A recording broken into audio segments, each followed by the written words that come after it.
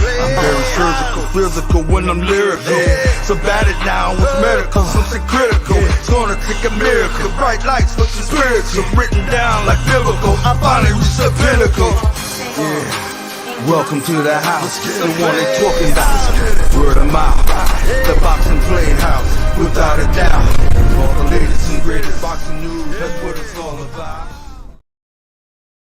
Bienvenido a Boxing Playhouse Latin America. This week, Ray Sosa, myself, in English. Hey, welcome to Boxing Playhouse Latin America this week. Danny Santiago, Ray Sosa. We're supposed to have a special guest of MERQUI Sosa, no relation to Ray, and Aaron Davis. They're supposed to joining us a little bit, but we've got a lot of news this week. We want to talk about a few things, touching a few bases on a lot of incredible news. A big fight that just happened last week. I want to welcome in Ray Sosa. My brother Ray, Spanish Ray, how you doing? Where you at? What's up, Papo? I'm here in Georgia, chilling. The weather is beautiful, man. I can say the same here, man. Life is good. I live in Santa Marta, Colombia, and the weather is like all year round, 85 degrees. We have an incredible breeze, and it's good for staying home and watching fights, you know? Did you get to see the fights last week, man? There's so much to talk about. We've got a lot of upcoming fights. Did you see the Ngannou fight with Joshua? What fight? That was no fight. That was a manslaughter. Well, you know, it is what it is. Manslaughter, no manslaughter, whatever the case may have been. It was what I kind of honestly expected it. I expected it. I gave it 4 rounds, you know, over under didn't really matter. I gave it 4 rounds, and you know, he got in there with a real fighter. He got in there with a real boxer. He got in there with somebody who took him serious. I really think that Fury took it as a joke, took it as a game the first time around, and you know, this brother Joshua, he showed up. He knew he couldn't go out there. He had to represent for us fighters, you know, and he wasn't gonna let this guy come in there. That has also kind of like metamorphosized into something else that we got to touch base on, but I kind of liked it, man. You know, say what you want about Ngannou. Look, man, he's a mixed martial artist. He's probably, I've never seen him fight, to be honest with you. I've never watched any, you know, UFC stuff. I'm not really too much into that. The only guy I was into was Georges St. Pierre, but a hell of a Georges St. Pierre is a hell of a boxer. But in saying that, you got to give it to him, man. You know, he made probably a fraction of what he made in his first fight with Tyson Fury and his whole career in mixed martial arts. Now, I think he made life like generational type, not generational, but he made a pretty good payday this fight. You can't knock this brother. You know what I mean? He did his thing, right? He made some money. Man, that's what it's about. It's all entertainment now. It's all about entertainment. No more boxing. It's entertainment and it's paying the bills, right? I mean, come on, my brother. I get it. What he made? What did he make in this fight? Do you know? I don't know, but you already know it's gonna be money. You know. Can you hear me? You can hear me? Yeah, I hear you perfectly, my brother. All right. What I'm saying is, great. I hear you good. You're good. What I'm saying is, it's all entertainment now. As far as like who got the most views, who's more popular. I'm still with the guy that's training hard, waiting for that call, man. You know, but that's just me. I already get it, but I knew. Listen, even Joshua knew he was gonna knock this guy out. He knew it. He didn't fight him because he said, "Oh, let me just take this guy on. Let me get him now. Let me get him now before he gets even better." That's just my look on it. No, you're right, and you know, look, the truth of the matter is, man, that I mean, I got into this game. You know, we have a couple belts behind me here. I don't know if you see them. I have a couple belts. You know, you got them hiding there. You got them hiding. The belts are here, you know. But the reality of it is, man, at the end of the day, I tell my boys, the belts are nice, the championships are cool and everything, but this shit is about money, man. You know, this is about changing your life, buying your mother a house, or paying her, you know, helping her pay the bills, or buying yourself a house first and foremost, making sure that you're all right, let's be honest about things, and making money that can change your life, and that dude, first and foremost, he has a hard luck story like most boxers have, right? From Africa and all that good stuff like that, right? Or from France, I think. But at the end of the day, the dude made some serious generational type thing that he can help his family out for the rest of his lifetime if he does it smart. I mean, that's what it's about, Ray. No, you're from New York, you're from Spanish Harlem, I'm from the South Bronx. I mean, we want to get out the hood. I get it, man. I just want to see a lot of more head, bro. I want to see the head move, bro. These guys fight right there, straight up. Straight up. He was right there like a heavy bag. There's no head movement. Where is it? We don't see that no more. And it goes back to what we were talking about not so long ago about there's a lot of trainers, but they ain't no teachers. And that's no knock against anybody's working with these guys. I'm sure they're very capable, and I know some of the guys, by name and stuff, but nowadays is all about, making that money, getting the fame, social media backing. D, how much of a trainer you gotta be to just teach that? Just teach that. That little right there, is that hard? You don't gotta be a rocket scientist to tell a fighter to switch a little bit. Even though I go crazy with it, but come on, man. What is that? I don't get it, bro. What we gonna see? All right, I'll wait. I want to talk about Tyson and Jake Paul. Let me know when you're ready. No, listen, I want to keep touching on it, which is when are we gonna see? Should they? Let me ask you a question. Should there be like a grading scale against not only referees, judges, and fighters are ranked, right? Should somebody come out with like some type of grading scale or some type of criteria that people have to meet and to get graded on these trainers who call themselves trainers? Because nowadays, man, these people, they don't maybe they don't want to work with the old school trainers or the trainers who are hard nosed and work on things. They want a bunch of yes men. Do you think that's what's going on with the fighters nowadays? They're so socially famous with all the social media things that their ego is too far gone. I heard something crazy, totally off the subject. I'm a huge basketball fanatic, right? And I'm a Michael Jordan guy, even though he killed my Knicks my whole life, right? But I like LeBron James. I like him a lot, man. I think he's a generational player, like I'm sure everybody else in the world believes. But he actually said on TV in an interview that everybody's been against him since he started playing basketball. And man, I don't remember it like that. I remember watching him in high school games on ESPN, and they weren't there for the school. They were there for the team, And when I hear these things, man, it makes me cringe, man, because sometimes I think he David had it a little bit different, maybe a little bit better. Some people say harder because he does have social media, and the Michael Jordans and the Kareem Abdul-Jabbars didn't have that criteria, or not the criteria, but the was that? Why are we talking about LB, man? This is boxing, bro. Yeah, but I'm trying to relate it to boxing. Look, it coincides, right? When I heard that today, it made me think about boxing. I heard it today, as a matter of fact, about LeBron James. And he's like super sensitive. He has like this circle of people that don't tell him the truth, right?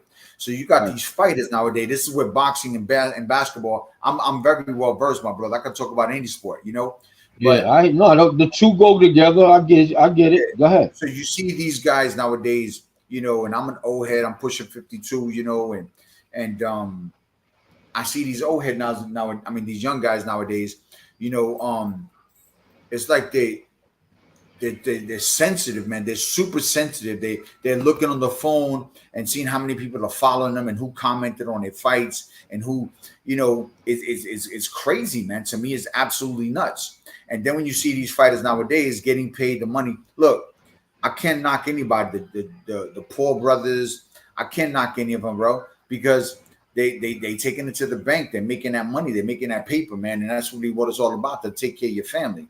So when I see these things, I understand, things are different. Right now, you have a good look, you have a good social following, you talk a little bit of smack, you don't even have to fight that good. You can make some money. You can make some money doing some things. You know what I'm saying? So nobody's Right. teaching these guys how to really fight a certain way, or the good technique, or the great foundation of how to teach somebody how to stick and move their head and stuff like that, right? You see right Some, there what you did. Was that hard? Was that no? It wasn't hard. You know what I mean? but they're not taught But that. Nobody's teaching they, these kids that stuff. they should be qualified. They should have. Listen, when I was coming up and I dealt with Randy Gordon, even though I got my Happy license birthday, from Randy him. Gordon. It was his birthday the other day. Who, Randy? Yeah, it was his birthday like 2-3 days ago. Happy birthday, Uh, Mr. Kamish. he's coming on. Like I said, you know, he gave me the license himself, but you had to be qualified, bro. You didn't just get it like that. You had to get approved to get that license. Bro. You know what I mean? Yeah. That's it. Well, you know, like I know in Vegas, I know in New York too, but in Vegas, they have you do an interview. I remember when I fought in Vegas, I fought Baby Shimonov for the WBA light heavyweight title. I had to do an interview, you know, on the phone, and sometimes it's in person if you're there, but I happen to be out of the state, and I did an interview on the online, and they you know, they ask you a slew of questions to see what your qualifications are, where you've been, what you've done, who, you know, what your credentials are. You know, I think people need to start taking a better look at some of these so-called trainers. And you're a trainer. You know, I call you the teacher, the maestro. You know, you could probably speak on this because you've been around a lot of people. You know what I mean? I've been embarked into the training aspect of the last 10 years of my life and being in full times of it. But what do you think about this stuff? We're gonna get into the whole Tyson thing in a minute. But what do you think about these trainers that just walk into the gym because they're friends with the fighter and they've been to a few fights, they're automatically coaches? What do you think about that? They get lucky because they meet the right fighter that's already seasoned, you know. So nowadays, it ain't what you know, it's who you know. Yeah, man. With that being said, you know, I just think that a lot of trainers are overrated. Period. And there's ones that they are good, we just don't know who they are, bro. Trust me, there's a lot of mechanics out there working on the car that they're not on TV. I was one of them, so. Yeah. And still Well, I'm still we give you your respect on this show. You know, look, we gonna talk about this. I mean, we have a couple. We have Secure Armstrong asking people want to know about the Mike Tyson, regardless of the platform and the matchups. And listen, I'm in agreement. I mean, I love it, man. You know, some people say Mike is 57 years old, and I hear some things on TV how they're saying that on social media that he was walking with a stick the other day. I mean, listen. Mike can be in a wheelchair and he'll still bust somebody's ass, in my opinion. You know what I'm saying? Like, God forbid, you know, but Mike is Mike. I got into What do you boxing. mean? You saying he had a cane? Yeah, there was something on social media that somebody was bashing the idea that Mike is 57, 58 years old and Jake Paul is 27 or whatever how old he is, you know, and look, they making money. They're not How old is he? stupid. How old is he? How old is he? How old is he? How old is he? Jake Paul? No, Tyson. I think he's 57 or right around there, 57, 58 years old. You know what that's called? You know what that's called? That's called grown man strength. Grown man. I don't know. There's no way he shouldn't be able to knock Jake out with the power he got. Unless he's gonna take it easy on the dude. We'll see. But there's no way he shouldn't be able to knock that guy out.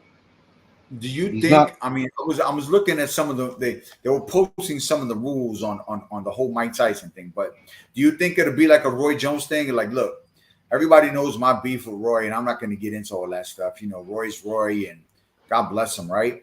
But do you think it'll be like, all right, look, man, let's go take this paper, let's cash this check, and take it to the bank. Let's move around, exhibition type stuff. Yeah, well, of course, at the end of the day, you know, that's exactly what it was. It's the money. But again, don't get me wrong.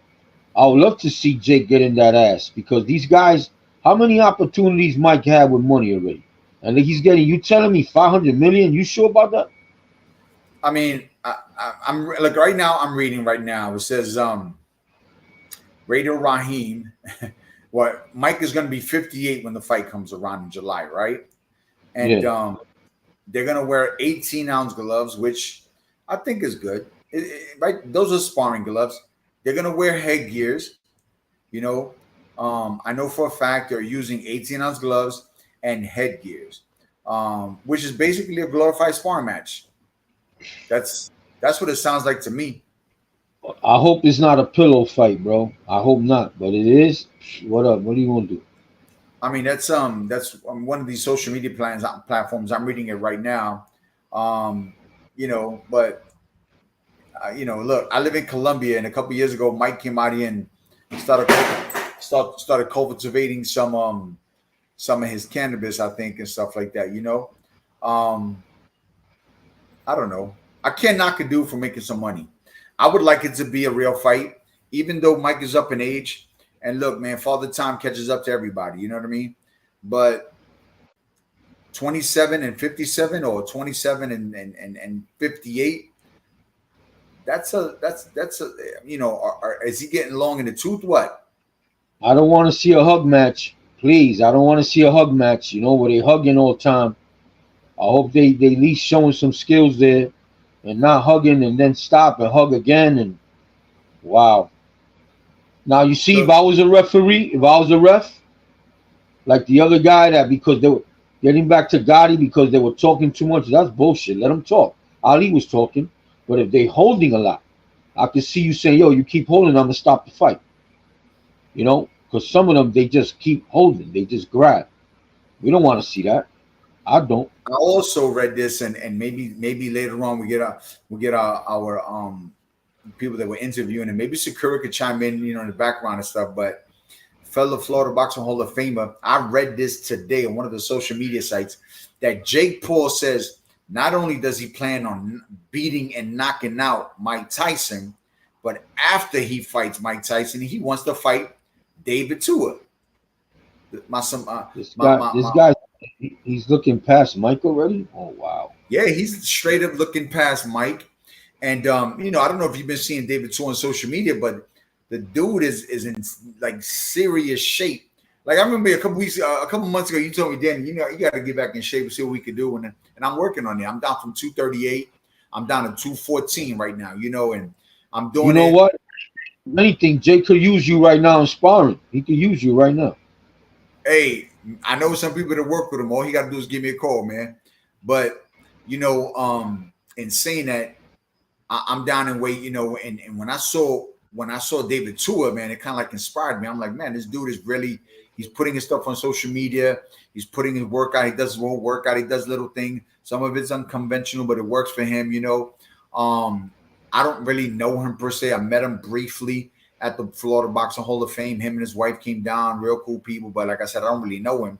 But Jake Paul has already said in black and white, after he goes out and beats Mike Tyson, he gonna fight David Tua. That's some shit. Man, listen. You ever seen Tua and Ibuchi? That fight? I could be a Bucci, yeah. Woo! To this day, that was the biggest bomb burner ever. Yeah, man. I know. They went at it, bro, those two, man. They went at it. So but Jake Paul ain't no I could be a Bucci. I know. I just don't get it. I don't know how he's gonna withstand those heavyweight shots, man. But you know, like I said, boxing's entertainment now. I mean, it really is. It's changed from my time. It definitely has changed from my time. You know, I remember something that Mike said, and even though he's in the entertainment aspect of it now, he said when he fought, fighters nowadays are businessmen. And when he fought, they were straight killers. So is he a killer who became a businessman? He is a businessman, and he's making some serious coin all over. And Mike's got little cannabis ears, you know, from him biting Holyfield's ear. He's got a cannabis farm. He's got, you know, his own. He had a Hollywood or a Broadway play type of deal, Hollywood play. He had, stand up. The dude is all over the place. I mean, look. I'm gonna tell you something. I used I used to train the Catskills, and you know me since I was 17, 18 years old. You know how much I like Mike. I used to train with Kevin Rooney for 4 or 5 years, and people used to actually call me Tyson when I was a kid. And I'm like, I stand on my own 2 feet. My name is Santiago, you know. But in saying that, that's no disrespect to him, but I'll never disrespect my father's last name. You know what I mean? But in saying that, and I thought that back then. In saying that, do you think that the way things are going nowadays, Mike was a fierce animal, and something that, as much as I like Mike, I just don't think that he's that kid from Brooklyn. I think he stopped being that kid from Brooklyn. Probably after like the first 5 years of him living in the Catskills, and I used to train the Catskills. The strip is like 1 mile long. The gym is above a police precinct. You know what I'm saying? And don't get me wrong, up there up by Kingston and a few places up there, it's kind of rough. It's some of those places up there are rougher than the city, But Mike's not that kid from Brooklyn. I'm not that kid from South Bronx. I'm not that kid from Morris Park that you remember. Let me tell you what Kevin told me one time. I was talking to him in North Dakota. Go ahead. He had Buster Mathis, I think, that time. And he was talking about Mike. One of the reasons why I wasn't too crazy about him, he said that when you was in training camp with Mike, he was so moody that one time somebody changed the channel when he went to the bathroom. When he came back and he saw that the guy who changed the channel, he smacked him with the remote and said, "Why you change the channel? I'm on your team. You smacked me with the remote. I don't care if you Mike Tyson, bro. The last time you smacking me." So I never really. No, that's exactly what I said. Like, that's exactly what I mean. Like, don't get me wrong. You know how much of a fan I am of Mike, and like I said, he's another guy that I don't know. I've only had the pleasure of meeting him, But I just think that he's a bully, And when he fought Buster Douglas, he couldn't bully him, right? And after that, Buster exposed him, and like we're not gonna pull no punches here. I just think that was karma. That was karma, bro. That was karma, man. For even Rooney, bro. That was karma. That's all it was. No, yeah, for sure. I mean, there's a couple things there, but the thing is that I respect what he's doing right now. Mike is smarter than people think. Mike is a real smart dude, I get it. Every move that he makes is very calculated, just like, as much as I like Mike, I just think that when he bit Holyfield's ear, that wasn't an act of bravery. That was an act of being afraid, like not knowing what to do. You know what I mean? And, that's just, what I believe. He wasn't supposed William Vargas, what's up, my dude? He says, hello, guys. William Vargas, what's up, Will? You got your weight coming soon.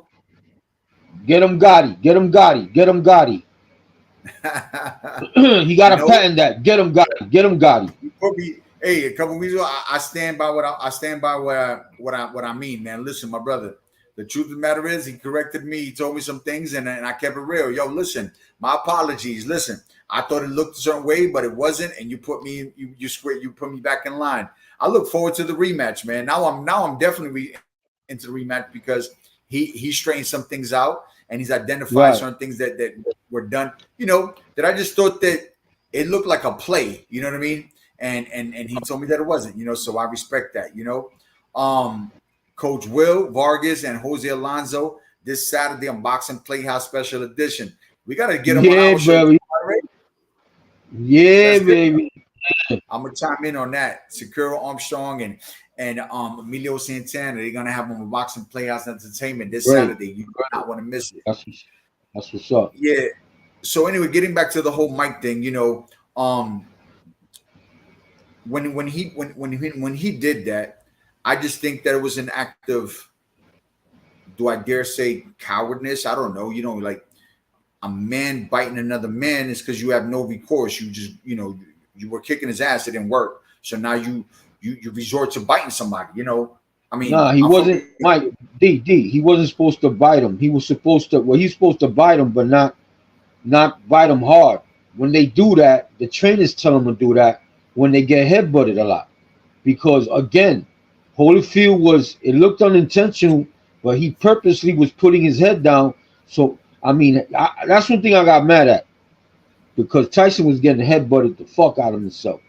And to get headbutted and then get get hit with them combinations of Holyfield after a headbutt, bro, he was taking some shit. So out of frustration, he was supposed to take the ear, maybe not get away with nibbling on it, like, yo, give him a warning.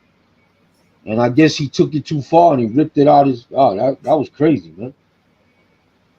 Anyway, I saw a little gif, a little spoof of him fighting Jake Paul, and they had him hugging Jake Paul and biting him in the ear. It was kind of funny, you know.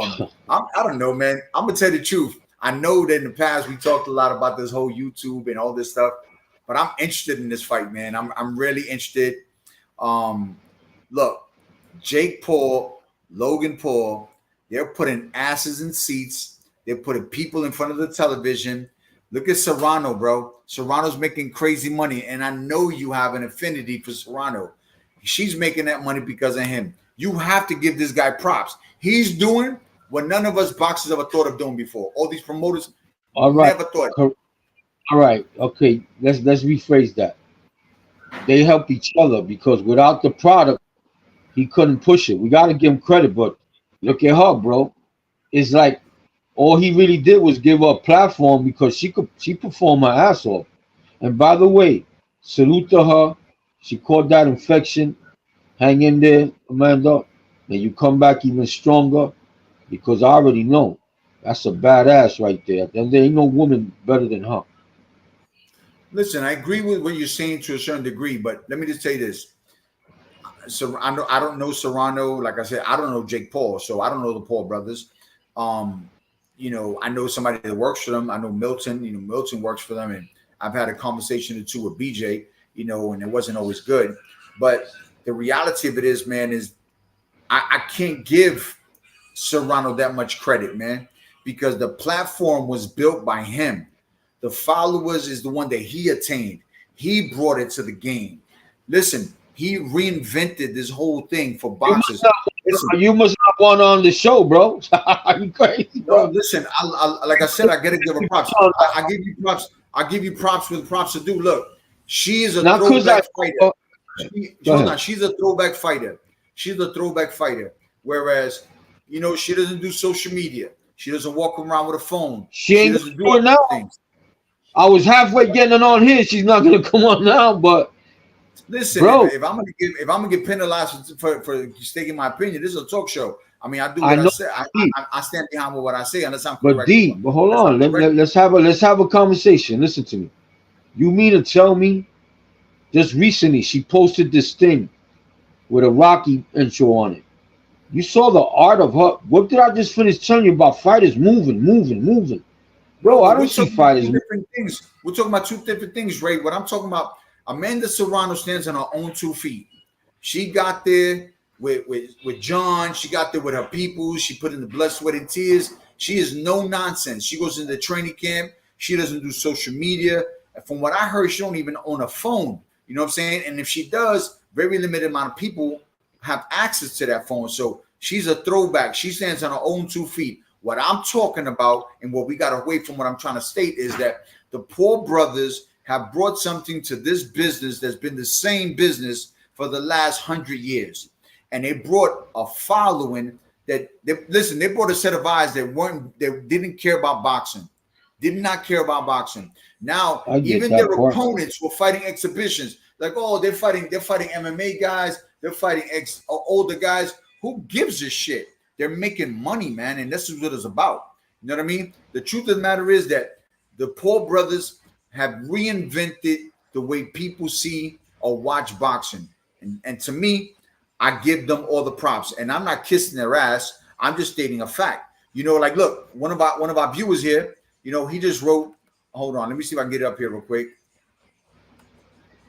I'm gonna see if I can pull it up. One of the viewers here is like, yo, I hope Mike beats the break off of. Listen, it might happen, but the guy's still 58 years old. You know, It says, look, CJ Hooker says, I'm hoping Tyson goes rogue. And as a flashback to 1986, where he beats the break off of Jake Paul. I pray the fix isn't in. You know what? I prayed that too because I don't want to see Mike's legacy. Listen, when I got involved in boxing, my dream was to go up to the Catskills and go train, not with Mike, go train with Kevin Rooney and get to meet Mike someday. So I trained with Kevin Rooney for 4 or 5 years, and I didn't like it there. Those bastards spar twice a day, 5 days a week. I was killing myself. I would have nothing left for the fight because I'm sparring with Hasim Rahman and Dan Kuda, and I'm 160, 170 pounds.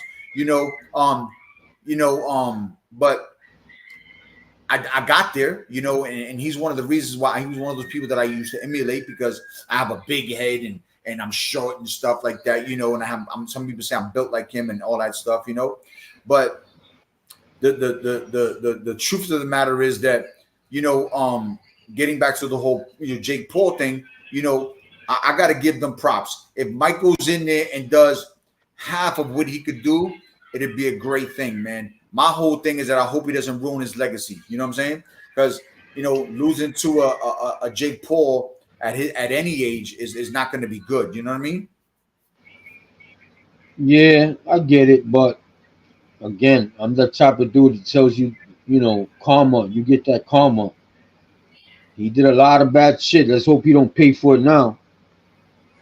By going in there and getting humiliated by Jake Paul.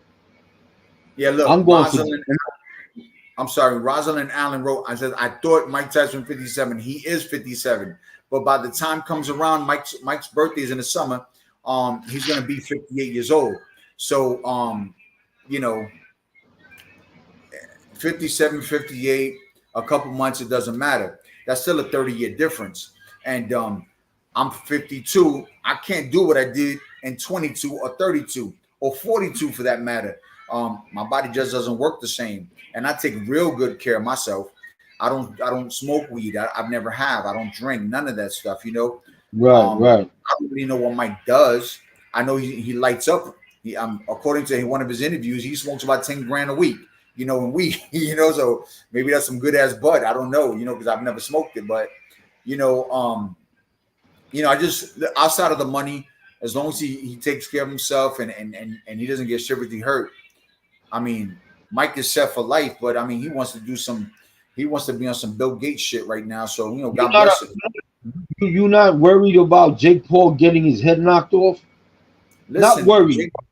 I'm not worried about Jake Paul because at the end of the day, he's 27 years old. Listen. Not the word worried. That's 27, bro. That's young to get hurt, man. Yeah, he's 27 years old, but the way he can absorb punches and the way he can endure certain things is going to be a lot different than a person who's 60 years old. Any way you frame it up is like that. This is no regular 60-year-old guy. What are you talking about? This is Iron Mike that when you show him on the video, when you see him in the video, you can't even believe the dude still got it, bro. Yo, listen, I could do a video too and I could look real good. And me all of my life. I've never smoked. I've never smoked anything. I've never smoked anything. I don't drink anything. My biggest vice is food, right? So, Mike has done shrooms. Mike smokes more weed than I don't know what, what I mean? Have you seen the videos? All right, you said videos, but you seen him cracking these videos, man?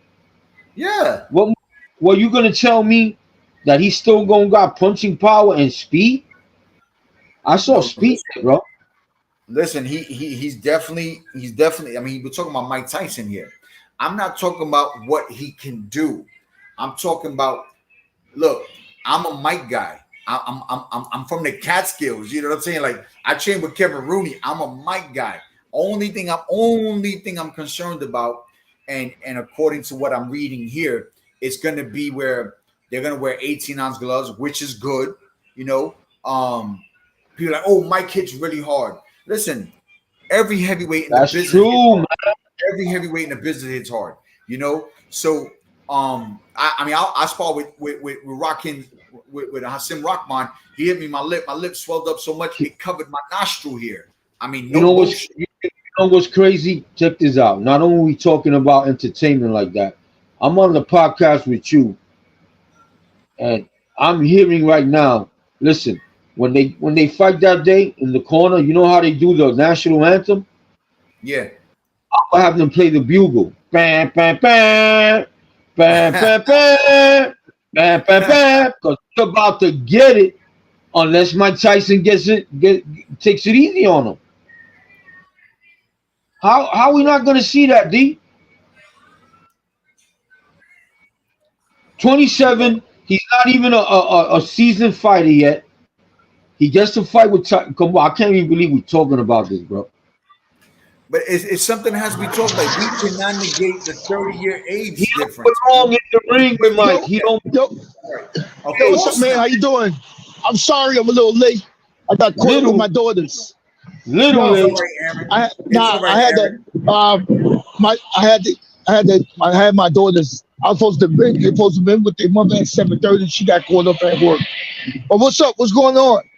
what It's up, okay. Papo? Yo, How listen, you doing? you chimed in at the perfect time because we talking about this whole Jake Paul, Mike Tyson thing. I have my ideas. I listen. You know me since I was a kid. I used to emulate Mike, right? But when it comes to age, I think I'm a little older than you. How old are you, Aaron? Nah, I'm older than you. I'm 50. I'm 56. Okay, all right. 56 years old, Aaron. 56 years old. You're in incredible shape. You're a great fighter. You've never taken any abuse. As far as I know, you're like myself. You stood away from all the garbage in the streets and stuff like that, right? Yep. Exactly. At 50, 57, 58, whatever age you are, right? In your late to mid 50s, Yeah. you get in there with a kid who's been active, who has a team of trainers. Call them good trainers, call them bad trainers, call them whatever it is. But he has a team of trainers, right? He has all the technology in the business. He has all the assets and the things. Mike has probably the same thing. Let's not get it twisted, right? No doubt. But he's old. He's old. Thank you. I don't care. You know what? I told some people. I said, listen. I said, Mike is old. This kid. I hope the kid don't beat him. But I said, yo, when you old, you can't do it. You can't do it no more. Your body isn't gonna take it. And then what happens when you get hit? The older you are, the less punishment you need to take. Just on sparring, when you get hit in the head, when the older you get, your brain shrinks. And when you get hit, it shakes in your head. And you can get real damage like that. You hear me? Yeah, I'm trying. I'm with you right there, Aaron. Look, I got some comments here. You know, William Vargas says the fixers on guys. They're going to make these millions, and the fans are going to be happy. All right, that's cool, and I'm for that. You know what I'm saying? We have Rosalind saying everybody going to be betting on this fight. None get old, but if he gets close, and he hits the guy, he's going to knock him out. Yeah, shit. If he gets close, of course it is. Ori, my boy Ori of back from high school. He says, yo, D, remember when you took me back to Cascas when we lived in the Bronx? I remember beating Kevin Rooney and the fighters. All the fighters have a stamina. At 58, my only concern is that he still has the stamina. Look, everybody knows, Aaron, you know this better than anyone because you work in the gym, you're in shape. As you get older, you don't lose the power, but you lose a little bit of the instinct. Reflexes and speed. Right? Yep. I don't know. The videos didn't show that to me. Listen, yo, you can look good on the 10-second, 20-second video. I can look like a killer myself. Oh, that I get. That I get. And nobody throwing punches at you. Okay? That I get. You can look good doing it. Okay, I get that. But guess what? For them 20 seconds, if he catch that dude, he's putting them up. Nah, but listen. You know, you throwing punches for 20 seconds, knowing nobody's gonna hit you back.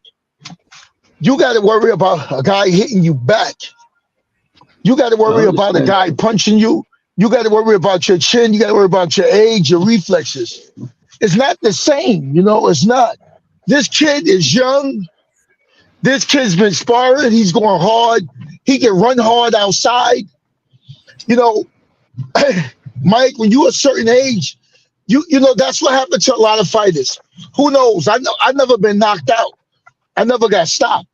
Who knows if my eye wasn't messed up, my detached retina, where I couldn't fight no more, I probably would have got, because fighters don't stop until it's over. Right. You understand? And then I probably could have got ruined. I see a lot of fighters that could barely talk, man, which is fucked up. You know, and that comes from being in the game too long. You know, when I was going to fight Lou, I was started sparring, right? And this is the truth. And I started sparring, and then I started forgetting shit. I'm like, how the fuck? You know, I started, people was like, yo, you don't remember? I started, because when you're a certain age, you cannot be getting hit in your fucking head. My doctor told me that. He said, no, he told me about the brain shrinks and all that. He said, man, you shouldn't be taking punches in the head. When you get a certain age, you can't take punches in the head. How many rounds they going? How many rounds they going? I think it's 8. I don't know how many. I think it's 8. But listen to this. Somebody wrote something here real good. Look, first and foremost, Rosalind Allen, thank you. I love your comments. Yeah, Muhammad Ali is a perfect example. Ori Avila, my boy from high school. He knows boxing very well. He boxed in the military. Great guy out in Santo Domingo. Listen, my brother. It says here, those 18-ounce gloves, people think it favors Paul because he won't be getting hit hard. But the reality is his concept behind it is that the 18-ounce gloves favor Paul because they want to negate Tyson's power and leave him in the ring for a while. But he also made a comment earlier about the stamina aspect of it, of holding those gloves up because they're 18-ounce gloves, you know? And I agree, man. Look, I'm a fighter. And I started working out again. Me, Aaron, and Ray had a conversation about exhibitions and all those things like that. So I got my weight down.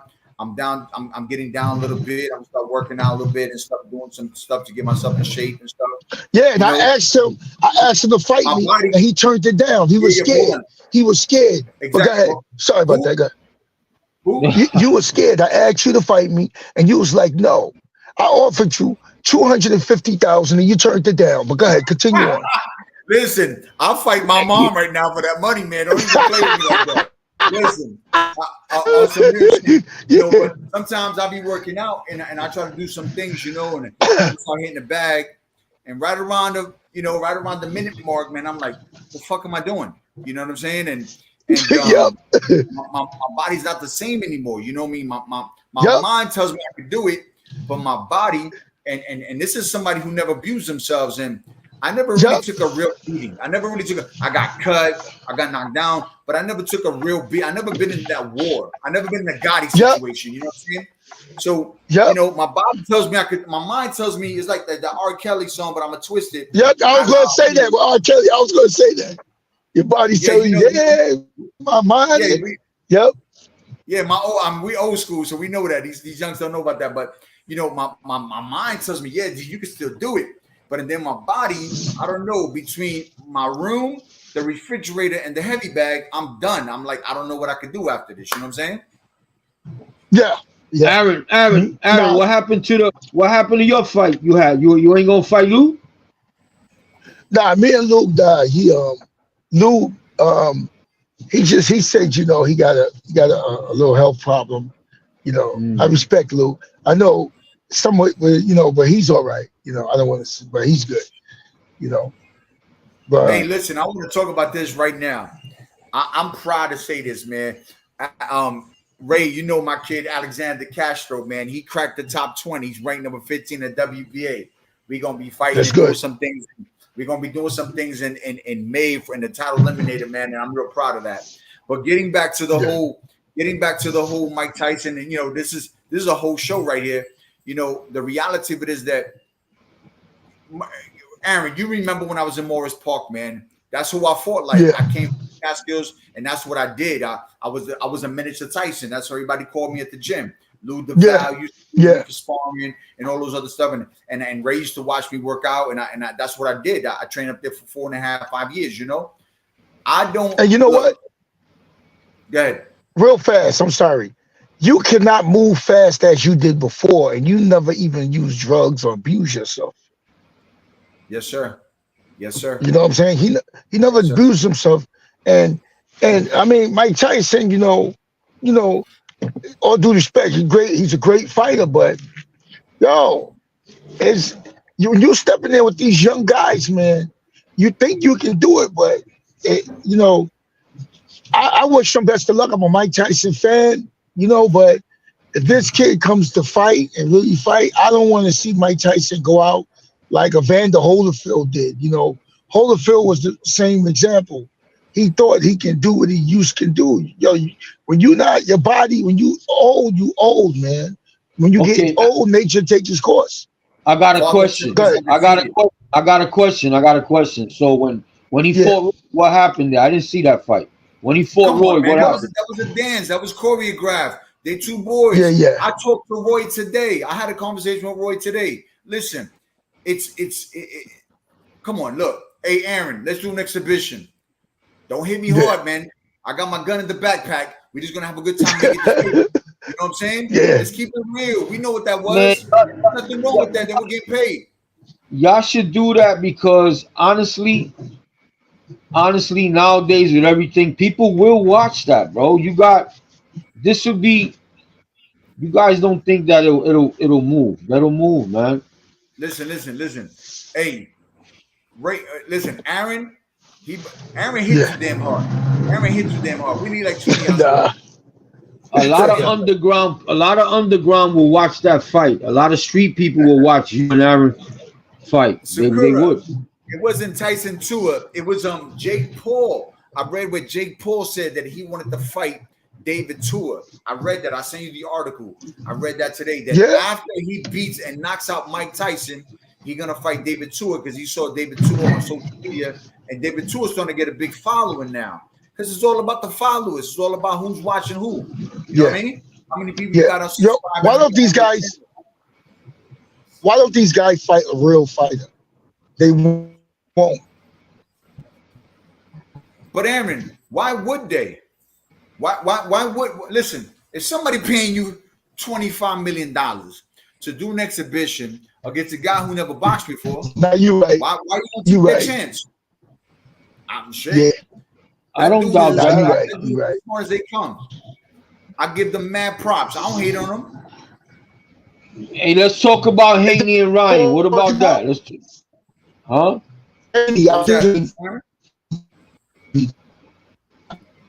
I didn't get that, Ray. Did you get that? Nah, I think he went in and out. Let's talk about Haney and Ryan before Hold on. We'll get into there. that, Ray. But I want to talk about even Paul. Like Paul fought too. Listen, Paul fought too. He's been fighting real boxers lately. So, you know what I mean? He's stepping his game up a little bit. And the people that he's working with, like I said, I know one or two of them that work with Jake Paul. And they're real coaches, man. I seen them down in Miami. I know one of them for sure. Used to train some fighters over there. And Coach Rick Requillamy, the Icon people. Listen, Coach, he got a show. We doing the show here in Columbia, March 23rd, Sakura. You got to show us some love, man. We doing the show, Icon Promotions here in Columbia, March 23rd. We got a lot of big news. We got to talk off camera. We got to bring this to the forefront. Maybe you want to do a little exclusive with Rick Requillamy. What's up, fam? How you doing? Rick was down here in Columbia, man. He can tell you about how it is over here. I just want to finish up. We'll finish up with Jake and Mike, and then we'll talk about Ryan Garcia and all that. Listen, my whole thing is I'm never going to go against Mike. I love Mike, and I'm never going to knock the Paul brothers because they doing something that is innovative, and what they did. Whoever's hating on them is just a jealous hater because they're doing something that none of us was smart enough to think of, and they're doing it on a whole other level, and everybody's just trying to catch up. So much props to those brothers right there. That's on Netflix, right? It's going to be on Netflix, correct? Netflix, man. Listen, now I don't have to watch Breaking Bad. I could watch Mike and Jake breaking bones. You know, we could do some things like that, right? But the reality of it is, man, I just don't want to see Mike get hurt, and I don't want to see Mike lose and ruin his legacy. That's my whole thing, because Father Time is undefeated. I've not known anybody to invent the fountain of youth. And that's my whole concern. That was the whole gist of what I was coming from. That's where my point of view was coming from. Not that Mike is Mike Tyson. The dude is hard. I mean, look, being a student of the boxing game, he's not the greatest heavyweight of all time. So, let's keep it real. This is somebody who loves Mike, right? But to me, in his prime, when he was younger, he was an absolute fucking beast. and there were very few. There were very few that could stand in front of him. But let's face it, too. He came in at a good time, man. He came at a good time. He had a good mentor, and I just don't want to see Mike get hurt. I have too much love for him. I've had the opportunity to meet him. Like I said, I reiterate, I do not know him. I just have. How much time he got? How much time he got now? How much time he got for the fight? When is it? The fight's in July. He can get in great shape, you know. Oh my God! So now, now we're gonna debate. Now we're gonna debate that he's not gonna get ready for something. He's not trying to get ready. Coach Lou Acevedo, my brother, we miss you, man. He said, let's make Netflix the new home for boxing. And he said, my family, Ray and Danny. Rosalind Allen says, I agree. I don't want to see Mike get hurt and lose his legacy as well. But let's see a good fight. Let's make this money. TPO, Crabwalk, cool. Mike has a very good trainer, had a very good trainer. He had a good teacher before Don King. And the white man told him, well, from there, okay. Listen, now you're going to pick a bone with me there because I love Don. Don's my dude. You know, I've never knocked Don. I made some money with him, and he's never screwed me. But I never been on Mike's level, so I can't talk on that, right? And it says it don't matter who wins this, it's good for boxing. This fight got the world talking, and that's, my brother, a 100% factual thing. It's got everybody. There's people down in the jungles in Afghanistan and in Colombia. Everybody's talking about this fight, man. And you know what? Anything that brings eyes and ears and reporters to the sport that I love, I'm all for that, man. It's good for boxing because boxing is boxing. Rosalind says it's good for boxing because boxing has been like a bunch of girls, if you ask me. I like that comment, Rosalind. That was good, baby. That was good. And Boxing Playhouse says facts, Coach Lou, facts. Yeah, listen. I remember watching Aaron Davis, man, when I was a kid and I was in the Bronx, and he's not that much older than me, right? But I remember watching him like, dude, that's a brother right there from the Bronx making it happen. And I remember going to the gym and I finally got to meet him and Tumblr, his pops, and seeing them work out and it motivated and inspired me. You know what I'm saying? And the fact that this kid, you know, and he's a kid to me because I'm 50-something years old. I'm old enough to be his dad. Jake Paul is out there doing the things that he's doing. He's bringing Amanda Serrano. He's bringing Mike Tyson. Listen, Amanda Serrano, God bless her, had an eye injury. And this guy, Jake Paul and the Logan brothers, refund everybody and everybody their money back. Tell me what first of all, what kind of money, what kind of stones it takes to do that? And what kind of class is that, my brother? This is what he's doing, man. He's making promoters change their game up and diversify themselves. Tell me, am I talking shit or do you guys agree with this? I agree with you. I agree. I'd rather talk about Aaron's old sparring days, like we're supposed to with him and MERQUI. Yeah. Well, we're gonna talk about it. Too bad we didn't get MERQUI back on here. Yeah, listen, I remember watching Aaron spar Lou and spar, you know, MERQUI, Sosa. I don't even remember. I think we might have moved around a little bit, but he was just playing around. I was a young buck back then. You know, he hit too damn hard. That's one thing I do know. That fucking right hand was no joke. You know, let's talk about the Ryan Garcia and that fight. Let's talk about that, man. What do you think about that Devin Haney deal, man? I think Devin Haney's going to win. Devin Haney can fight. He can fight, man. Ryan, the fight might not happen. I don't think it's going to happen. I don't think Ryan's going to show up. I think something really is bothering Ryan. Maybe Ryan does have some problems. Who knows? But you know, the way he's talking, it just don't seem like he's like, you know, it just seems like he got some problems. You know, I don't want to talk bad about it. He's a good kid. He's a good fighter. You know. But it just looks like he has some problems. I heard the same thing. I read it on social media. Listen, you know. Yeah. I saw something about Adrian Broner trying to chime in and trying to get in and fill in them shoes and see if he can get into that paycheck. You know, I want them kind of problems. I'll take them kind of problems. I like to go crazy about how much money I have. I like to go see a therapist with that kind of money. Yeah, but what's going to happen? He's going to have some serious problem once Haney punch him in his mouth. And he's going to realize how Haney No, you got to understand something. I see a lot of fighters. I don't want to say names. Like I've seen a lot of people in New York. I don't want to say names that was fighting, and they trained with their father, and they stayed loyal to their father, and they didn't get better, or they stayed loyal to the trainers. They didn't get better, and Ryan just really hasn't gotten any better than the last like couple of years. He's on the same level. Haney has improved a lot. He's getting better. Like fighters could get better. One thing I say about Haney's father, he had different trainers help him out. He went by.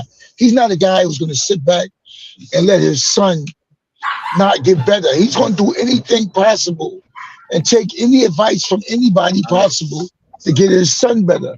And a lot of trainers, they don't want to listen to a friend of theirs to get their fighters better, you know. And I just think Ryan hasn't gotten any better. I think Telefimo, whatever his name is, Telefimo, whatever, he hasn't gotten any better neither. He's still stuck on the same level. You know, I've seen fighters, I don't want to say because, you know, they might think I'm hating on them, like different people train with their fathers and too, hasn't gotten any better when a lot of people got better than them when they just never got better. You know what I'm saying? You're speaking 100% facts, Aaron. What you're saying, yeah. it shows your wisdom, because the reality of the situation is I had the same conversation with Coach Requillamy. He has a son. His name is the Icon, Isaiah Requillamy, good fighter, 7-1, about to fight over here in Colombia pretty soon. And when he got involved in the game, he said to himself, look, my knowledge of boxing ain't that great, but what I'm going to do is I'm going to surround myself with people who are smarter than me and could teach me and teach my son at the same time so we could do things and move forward. And I'm going to make sure that I'm there to watch what my son does, but I'm going to put him in the right position to learn from individuals, because I got to put him with people who are better than what we were doing yesterday, right? And it's exactly what you say. The reality of the situation is that Ray said this to me a while back. Remember, Ray, you said to me, my problem was that I didn't evolve. I stood in a box, and the people that were with me, and no knock against them, because I should have been smart enough to do things and identify as myself. But the people I stood in a box and I didn't get outside of that box. And then people figured me out and exposed me, and I have an answer for it, right? And I'm man enough to accept that. I remember a guy came up to me and told me, hey, Danny, look, you got to get away from just being a left hooker and start changing up a little bit. But, you know, the people that I was involved with at the time were like, look, man, until they stop your left hook, don't worry about it. You know what I mean? Then they found the answer for it, and I didn't have an answer for what they came to the table with, you know. So it coincides with what we're talking about right here. But Sakura Armstrong says, listen, Aaron, Superman Davis, what advice? And same thing for you, Ray. What advice would you give Ryan to deal with a boxer as skilled as Devin Haney? Tie him up. Don't let them legs go. All right. You know, just my advice would be, I wouldn't know what to tell him. He can't beat Haney.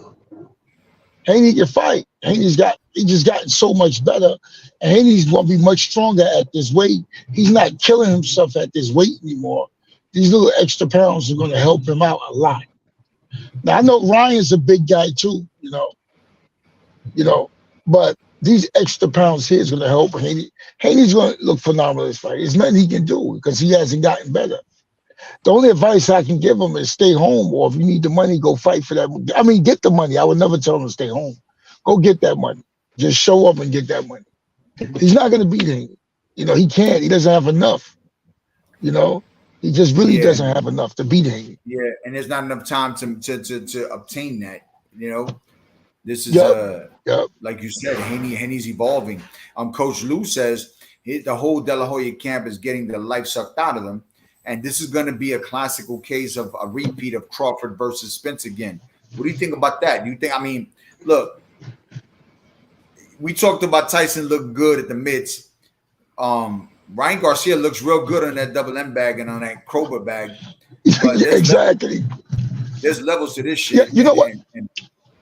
To tell you this much here, I see so many people on the pads and the body. You look good as a motherfucker. But when they get into the fight, they don't fight. A fighter of mine talk about a fighter who I trained was like, oh, people, we revolved. The fighters back in the days couldn't fight. This, that. I'm like, are you fucking crazy? I said, I'm gonna ask you a question. How come United States in 12 years could not get Olympic gold medal?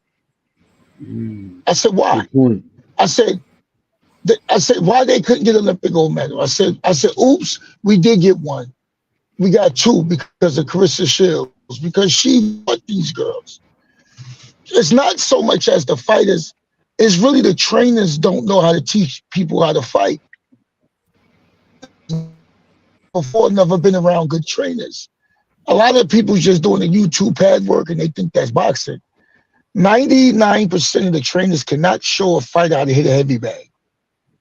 You know how many people walk in my gym, they say, oh, I'm a coach, this and that, I want to be a coach here, this and that. So I says, okay, this kid, show him he got his pads. No, I want to show you my pad work.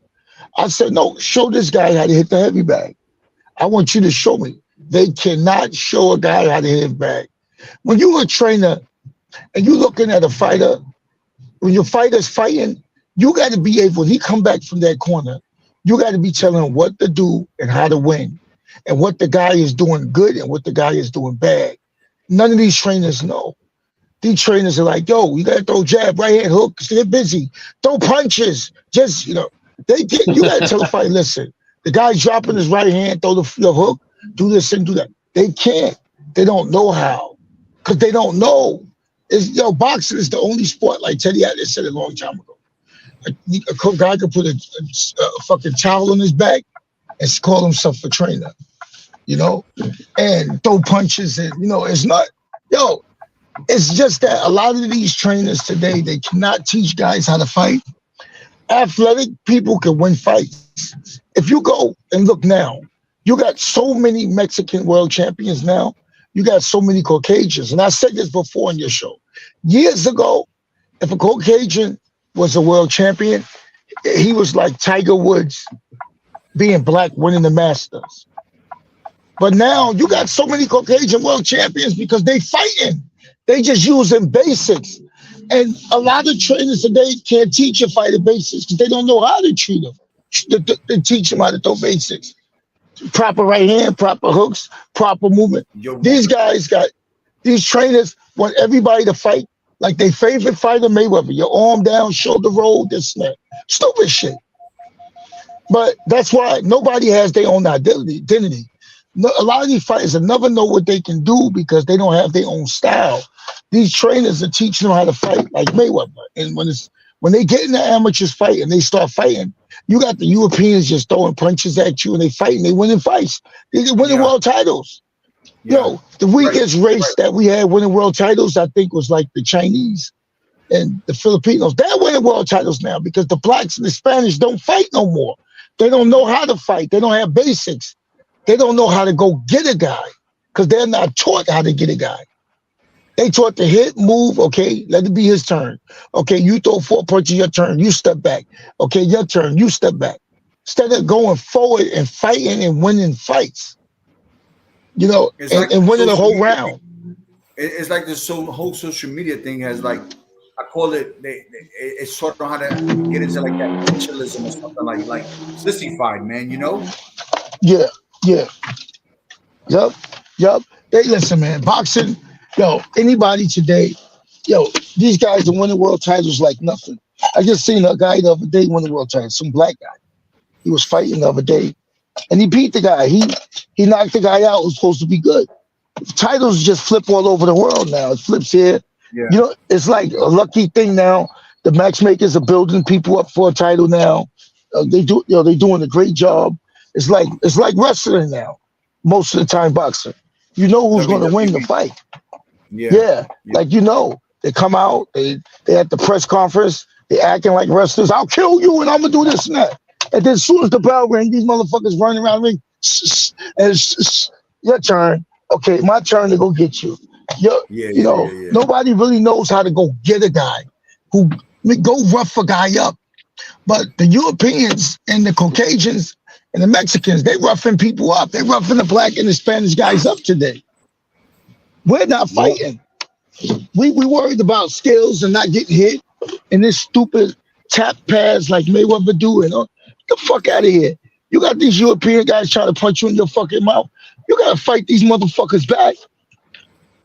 You know, but they're not telling fighting you, because listen, my brother, you're preaching to the choir because I'm telling you, it's the same sentiment I feel. You know that me and Rick talking about the other day, and I gave it a term, man. It's like when you go to the gym, they teaching you all this social media. You got they're posting things on TikTok, and and I look, it's the way of the world. So you do what you got to do, right, to make your money. But the reality of it is, man, like Mike said, back in his day, they were killers, and now these people are businessmen.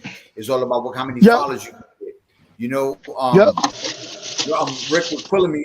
He says, that Ryan, getting back to the whole Ryan thing, he can't try to box him, man. He's got to go out there and he's got to go straight at him and maybe disrupt, maybe he's balanced. I truly don't think that he has anything in his repertoire that can do that, but that's a good idea. I haven't seen anybody really try to do it and be successful, and then Boxing Playhouse, probably Secure and Emilio is Aaron, getting on to you. When you fought Mark Breland, what did you learn from that fight? And what was the hardest part about fighting Mark Breland? No, what? You know what? I knew that when I fought him, I knew that I already knew I had a plan. My plan was going to try to be a bully and just fight. If I boxed him, he's going to fuck me up. If I just went in walking him like trying to just walk in and try to slug, he was going to fuck me up. So I said, I got to move, go in, go back out, hit him, run, move in circles. I got to stay in front of him. I got to push him. I got to get rough in there. I got to be nasty. It's going to be an ugly fight. The fight looked so sloppy. It was a sloppy fight. I had to make it a sloppy fight. It wasn't nothing for me to try to look pretty or anything. I just had to do what I had to do to win. I had to get rough in there, and that's the only. If I tried to just wait on the outside, he'd have picked me to pieces with this fucking jab and knocked me out. But some fights you just gotta fight. You just got listen, man. You just gotta go in there and you gotta fight. You can't be doing all this old bullshit. You gotta fight. Yeah. Talking about, it was funny, right, man? I don't know what it is. I'm a man who believes in something else greater than me and stuff, and I don't like to get into the whole religious aspect of it because everybody has their point of view, man. But I don't know what it is, man. Something I see about these guys nowadays, they go and pose, and Rosalind wrote something here, says like they look like they're posing in a marriage or something, like to death do us part. The way they pose for these fights, like girls and shit, they punch like girls, And, everybody's like, oh, they touch gloves and they say God bless you, and I mean, like, oh yeah, like they, I'm sorry about that, mind, bro. It blows my mind, Yeah, you right, you're 100% right. But listen, because. And I'm not taking a shot at anybody. I'm real quick. I'm not taking a shot. It's just crazy, bro. Like, look, I grew up, I believe in a higher power. I don't want to get into the whole religious aspect of it, but I'll be damned if you believe in boxing, you believe in punching somebody in the face, and it says, turn the other cheek and wish well upon your enemy and all that other stuff. For me, man, when I see people walk into the ring and saying God bless you, I know this dude, man. I'm not knocking him, but the dude walks in there with a 6-foot cross. Like, what the hell does that have to do with me going in there? And if you believe in God and you're praying to God for a victory, then you're putting God in a position to choose between you and another person who may believe in Him. And how is that even fair? And I look at these guys and I look at these things and I'm like, what the hell is going on? Do you not agree? You're right. Yeah, you're right. Your boy Telefimo does the same thing. Telefimo, he comes out with his cross and he's this and that and oh God, this and that. He does the same thing. But But a lot of these guys claim to be religious, and and all this stuff. But then they go in here and they're doing all this crazy stuff. But that's just boxing's entertainment. It's just, and one thing you said, nobody can knock about how they make their money. Like, I mean, you said, yo, Paul, yo, listen, he's getting money. And nobody can knock. You got a lot of haters. They say, oh, he this, he's that, but he's doing something that him and his brother doing something nobody did before, and they making money. And you can't knock them for that. They're helping a lot of people they fight make a lot of money. Listen, you obviously went up to higher level than I did, but when I look at the things, and I was a very popular person in certain areas where I fought at and stuff, and I sold some good seats and I put asses in seats, man. But these guys are bringing a set of eyes that me as a fighter, I can't speak for yourself, but most of these fans that he has normally didn't watch boxing, normally didn't watch MMA, and now he's bringing a different set of eyes to the television screen. You can't knock that hustle, man. I can't hate on something like that. No, you can't knock it. No, you can't. Now you can't knock that hustle.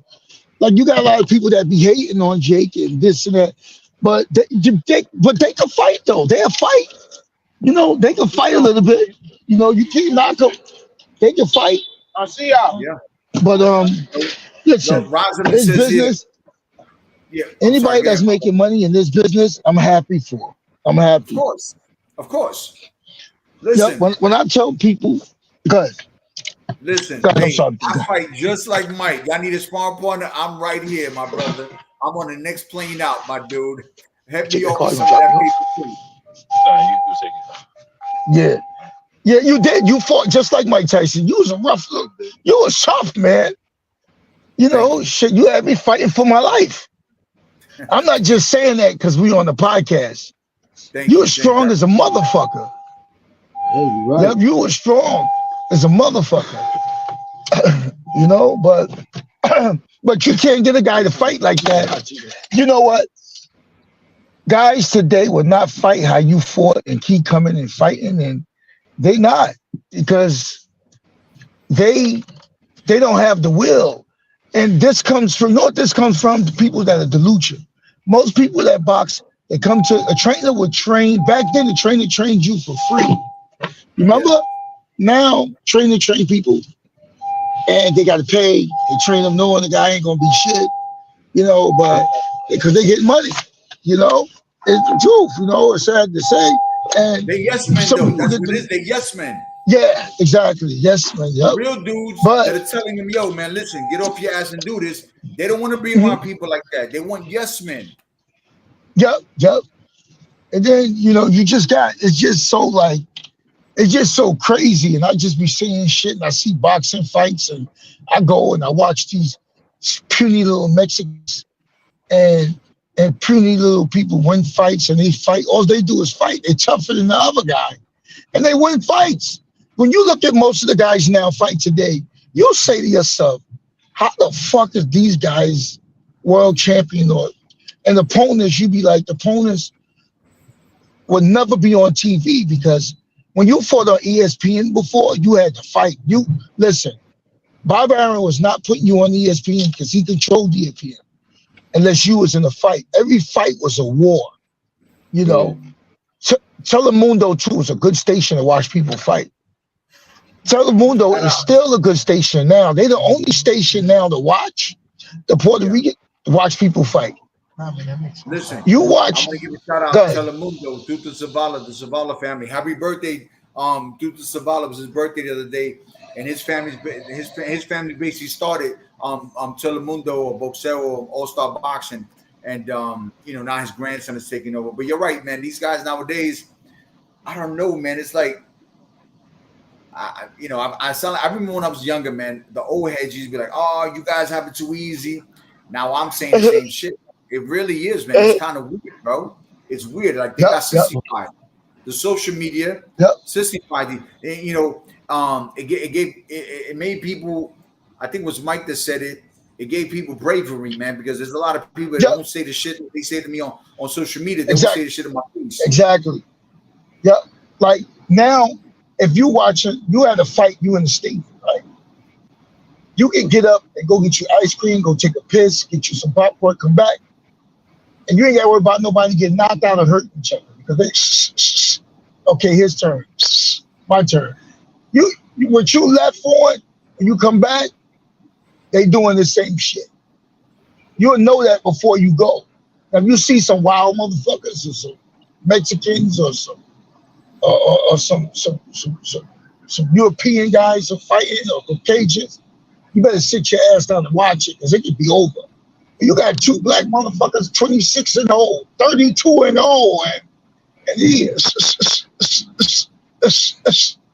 after 2 rounds, you say, shit, I'm gonna take a piss, I come back. They're gonna be doing the same thing. I go get me some ice cream. I call my girl. I call my side chick, and you come back. And these motherfuckers ain't trying to hurt each other. And like I said, it's not their fault. It's the trainers. Yeah. You know, because the trainers are not teaching people how to hurt. And it's not so much the trainers' fault either, because they don't know no better. You know, they don't know better. Roger Mayweather said the same thing a long time ago. Yeah. Before he passed. I'll tell you something crazy. I moved to this country. I live in Colombia, Santa Marta. Aaron, you're welcome to come visit, right? Listen, my brother. Yeah, definitely. When I was in the States, I remember I had a couple gyms over there, you know. At the one time, I know you had a gym in Florida. Yeah. And I remember cats used to come into my gym and be like, yo, I want to fight. I want to train. Come in with the, you know, hand wraps, start doing their things and stuff. And I'll fight anybody, anywhere, anytime, coach. All you got to do is say that. And then when I bring up a fight, they want a resume. They want a DNA sample. They want to know what the guy trained. They want to know what the guy when he started training. If his father was a boxer, if his mother knew about boxing. Exactly. Do I have videotapes? Do I have a videotape when he was born? Maybe he was born with gloves or something. And I'm like, yo, dude, I thought you wanted to fight, man. I you know, like, no, I just want to know my guy. I said, listen, I'm your coach. I'll study him. I'll prepare you. I'll get the right guys to spar with you. You just do what you got to do. You know what I'm saying? And it just became. Then I moved here real quick, and I met these kids, bro. These kids are spawned without mouthpieces. These kids were spawned. Those are the ones you want. Yo, exactly. And I told I have a kid. I have a couple kids. I got a kid 10-0 fighting in Miami on April 20th, right? And he's going up against my kid is 10-0, and I'm putting him in against a guy who has 24 wins and 1 loss, you know? And they're like, yo, you crazy. I'm like, no, you crazy. If you think that I told my kids, I said, yo, we're not trying to take the marathon route. We're trying to sprint there. We're going to do it smart. We're going to train hard. Yeah. You're a full-time fighter, and you're only young and hungry once. And I told everybody, once they start sleeping in silk drawers, it's a wrap. They got to get it while they're hungry. And this kid is the real deal. Just like my other kid, he's going to fight in the title eliminator. He got ranked number 15 in the world by the WBA. But the reason I moved down here, part of the reason I moved down here is because the cost of living is great. But there's some hungry dudes here, man. They don't concern themselves with them social media things. They don't concern themselves with the popularity contest. They want to get paid. They want to fight. They want to. Yo, listen, if I tell you where one of my kids came from, his family was a squatter. They had no home. You know what I mean? And he was trying to put food on the table, literally. You know what I mean? He ate white rice and eggs every single day, breakfast, lunch, and dinner. You know what I mean? That's some real shit. You know, and water. What you have to drink in your refrigerator? Water. What you gonna have? Water. You know, ain't no water in lemonade. Water. You know. And when I started seeing that stuff, man, I sold my gyms and I moved out here, and I'm grateful for it every day of my life, you know. Getting to like I remember when I was going to the gym, man, and I remember seeing you and your father work out. You were no nonsense. You weren't about the radio. You weren't worried about how you looked in the mirror. You were doing your shit. You were banging, and I learned off of people like you when I watched you in the gym doing your thing. You were no nonsense. Aaron sparred like he hated the world. No, I know. I know. Trust me, I've seen it, you know. But I remember everybody. He didn't fix his hair and look at how he looked. He didn't even care what he was wearing about. I didn't care. I go to the gym with half a sock on and some sneakers and stuff, you know. And you know, it was just I don't know, it's the way of the world. But like I was saying, getting back to the whole Jake Paul and Mike Tyson thing, like I said, I'm all for it. It's a business. Let them get paid. Let Mike make all the money in the world. God bless them both. You know what I'm saying? But I just don't want to see Mike get hurt. I don't want to see Mike get embarrassed, and I don't want to see Mike get hurt. I don't think he'll get embarrassed, and I don't think he'll get hurt. But I don't want him to get embarrassed, and I don't want him to get hurt. Listen, Jake Paul is a young man. Ain't nothing wrong with him getting his ass beat by anybody because he's not supposed to be where he's at right now. So whatever he's done is an accomplishment. I just don't want to see Mike ruin his legacy. That's all my concern. How much is Mike supposed to be getting paid this fight? What they think? Or they just talk about pay-per-view? Oh yeah, he had to take that fight. If it's 500 million, get the fuck out of here. He did it right there. He better fucking take that fight with one eye, blind. Listen, fucking $500,000. I love my mom. We fighting. Hey mom, listen. I'm gonna knock your ass out, and I give you half of the money after taxes. Yeah, 500 million. Whatever he's making, he had to take the fight. That's why he took it. You know, that dude's getting paid more than Jake, bro. Yeah, Rosalind says, yo, take 5. There's gonna be a good fight. That's cool. Boxing Playhouse, and Sammy says 500K. No, for not 500K, 500 mil is generational wealth. You damn right. You know, no, I heard it was like when I first heard like between all them countries that want to put up the money and they want to pay for Salah, I couldn't believe it. Somebody said that they guarantee 700 a piece of some shit. And where's it going to be at? Saudi Arabia? It was, but now it's going to be in Texas. Okay. Huh? It's going to be in Texas, man. Don't fucking Saudi Arabians are giving up crazy money. Yeah, why would it be in Texas though? You sure?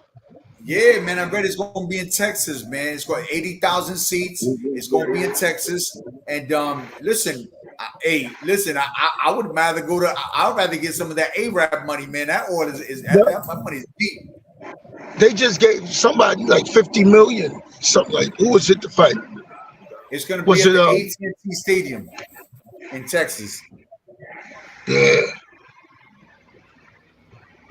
Yeah, that's good. That's good. Listen, I can't knock them. Listen, you know, for that kind of money, yo, listen, man.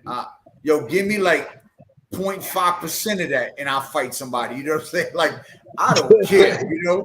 But you know, look, it's about money, it's entertainment, like Ray said earlier, you know, and Mike did an interview a couple of years ago. He needed $500,000, which is a $500 million, you know.